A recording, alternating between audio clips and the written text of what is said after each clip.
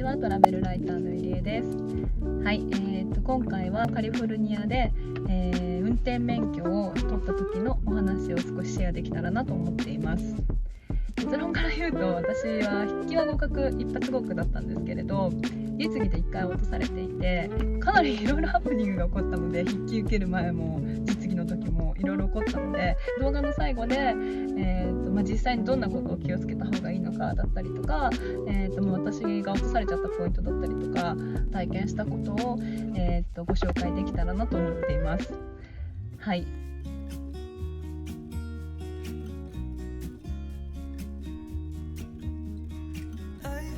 書類の不備があって、もう一回ポイント取り直しなさいって言われて、で今から印刷しに行ってるんだけど、もう一回番号を取ろうとしたらシステムダウンしてるみたいで、1時間何時間かかるか分かんないけど、とりあえず待ってみたいになってます。ロスガトスの DM に仮免取れました。見たことない問題がちょいちょいあったけど、とりあえずやりました。というわけで、筆記試験も実は結構いろいろトラブルがあって、最初に行ったところでまず受けれなかったんですよね。とにかく人によって言ってることが違うので、なんかこう前は良かったのに今日ダメだとか、この人は良かったけどダメみたいなこと結構あるみたいで、筆記の時点でもう一回つまずくというか、今はアポなしで、私もそうだったんですけど、筆記試験受けれたので、とにかくこう書類の不備のないようにっていうのと、印刷して済むものであれば別のとこに行ったりとか、ちょっと待つかもしれないけど並べば受けれるので、せっかく勉強したのでどうしてもその日に受けたくて、なんとかそれで受けることができたっていう感じですね。で、筆記の試験の合否もその日に分かります。で、筆記試験の言語を選べるんですけれど、もう私は日本語でやりました。で、結構日本語の訳がGoogle 翻訳みたいなちょっと怪しい時があるんですけど、それが嫌だから英語で受けたっていう人もいるみたいで、なんとか受かることができたので、おそらく日本語でも大丈夫かなとは思います。はい。実技の、テストの今日は1回目で、予約が10時からなので今から行ってきます。やばい、めっちゃ緊張する。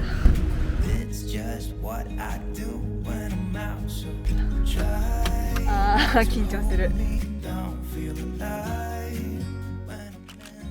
はい、というわけで、1回目のテストは中決点の一発アウトで、10分もないぐらいで、テストが強制終了になりました。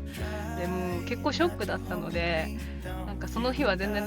カメラとか回せなかったんですけど、なぜ落とされたかというと、三角のこういう看板が急に出現して、そこを右折しないといけなかったんですけど、右折する時って結構こう右に寄せた状態で右折をしなきゃいけないんですけど、それが不十分だった。で、あと確認するのもタイミングが良くなかったというふうに言われて、バイクレーンに入る前にちゃんと確認をしなきゃダメだよっていう風に言われたんですけど、自分ではできたつもりでも結局そういう風に見えてなかったら意味がないので、それで落ちました。1回目はムービーを撮ってるので、後で載せときます。この後ここだよっていうのを。はい。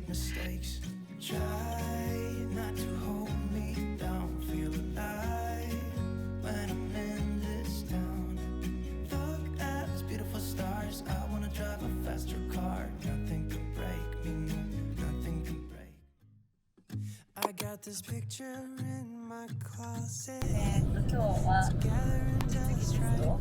2回目を受けに、ロスガトスになってます。ちょっと今日は早めに行って、実際の道で練習してから試験を受けようと思います。普通に2回目$8追加料金がかかりました。前と一緒。はい、行ってきます。無事免許取れました。テンポラリーの免許証代わりの紙をもらって、で、あと本物の免許証、ドライバーライセンスは、家に届くそうです。減点になってたのがこれか。交差点に入る時の左右の確認が怪しいよってことかな。はい、2回目は結構20分ぐらい乗ってたのかな。なので結構いろいろトラブルだったりとかハプニングが起きたので、それをシェアできたらなと思っています。で、1つ目が、車って結構 Bluetooth でつながると思うんですけれど、音楽かけたりとか電話したりするように。で、私もいつもつなげてるんですけれど、テストの時にそれオフするのを忘れていて、でなんかすごい迷惑電話がかかってくるので、私の携帯番号なぜかこう呼び出しが始まっちゃって、かなり焦りました。試験官の人が優しかったので、この通話終了ボタンを押してくれて、事なきを得たんですが、やっぱ Bluetooth をオフにしとけばよかったなっていうのが、まず1つ目です。はい。で、2つ目が、コロナの対策で、多分そうだと思うんですけど、この両脇のこの左右の窓を開けた状態で、運転の試験をするんですね。で、そうするとこう風がビュンビュンビュンビュン入ってくるので、こうやって髪を結んでない状態だと、こうなんて言うんだろう、髪がとにかく邪魔で、うわ結んどけばよかったと思って、で縦列審査をするときにちょっと一回止まるタイミングがあったので、もうそこでこう手についてたこの紙ゴムでバッて結んで、テストを再開したっていう感じです。なので、髪の長い方は結んでおくと、いいと思います。はい。で、3つ目が、そう、試験官の人がなんかその日はすごいご機嫌だったみたいでなんかすごいこう運転中に結構話しかけてくるんですよね。なんかいや運転初めてじゃないよねとか、どこで運転してたのとか、日本はどこに住んでたのみたいなことを結構聞かれて、ですごい、気が散るんですけど、でもなんか返事をしないわけにもいかず、なんかこうね、すごい難しかったです。それはなんかちょっとあまりにも余裕がないと喋りかけられた時に結構テンパっちゃうので、こういう試験官もいるよっていうのを、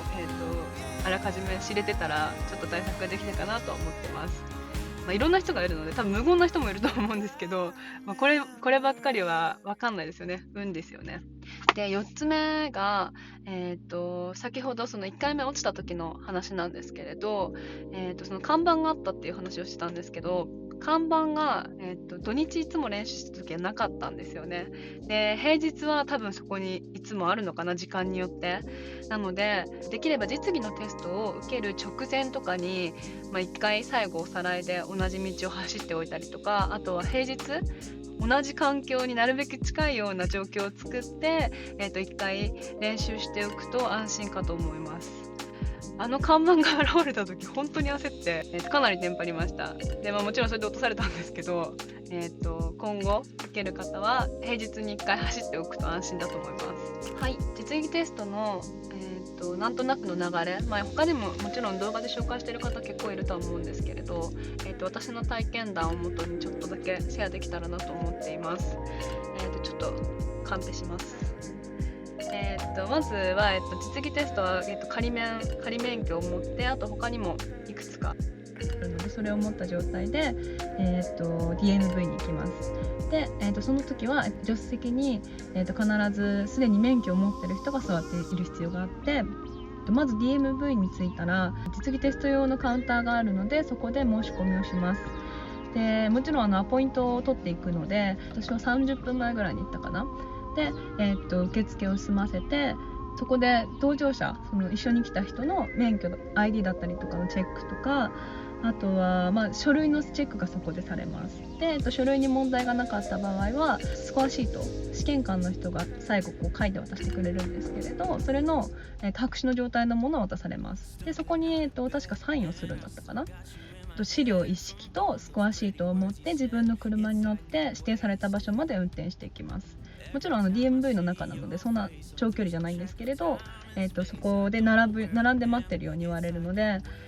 私の時は1台前に待ってたかな。で、そこで待ってると、試験官の人が建物から出てきて、そこで一回同乗者の人は、車を降ります。最初にまずその DMV の中でブレーキランプだったりとかウインカーだったりとか、あとこのクラクションがちゃんと鳴るかだったりとか、あと中のボタンの確認を、それも試験の一環なんですけれど、それを一通りして、でハンドシグナル、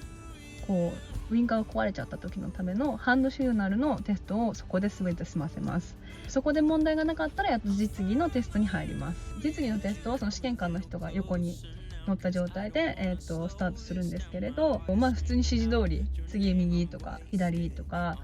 そこで路肩に止めてだとか、そういうのの指示が一通り分かってれば、英語がそんなに分からなくても会話することもほぼないことが多いと思います。